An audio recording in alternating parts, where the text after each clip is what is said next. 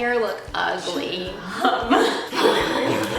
And go. Today we're going to be talking about ear infections in dogs, and we have Baxter, and he's going to be our guinea pig today. So since it's summertime, we've seen a lot of dogs that their allergies are flaring up this time of year, and we see a lot of ear infections with that as well. So we're going to be talking about things to look for when they have an ear infection, how we diagnose our ear infections, how we clean their ears, and also how to prevent them.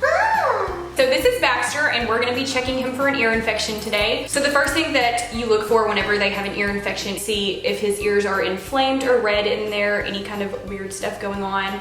And then if they have a foul odor, a lot of times you'll be able to smell if they have a yeast infection or anything like that. We will get a sample out of their ear, and then we'll do an ear cytology and look at it under the microscope to see what we are dealing with, whether it be yeast or any other kind of bacteria. Pull back their ear like this.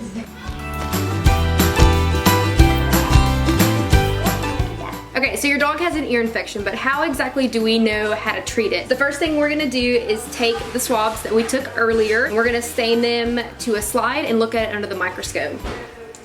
Oh, you're so pretty. You like model. You look like model.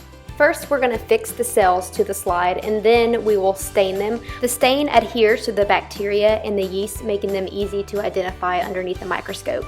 Once it's done staining, we're gonna rinse the excess off, and then we'll look at the sample.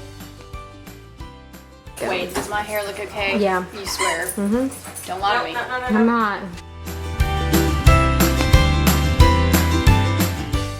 So this is the sample underneath the microscope. All of the dark purple that you see there are cells or wax. So what we look for are yeast or bacteria. Now yeast is gonna look like tiny little peanuts, or the bacteria is gonna look like tiny little pinpricks.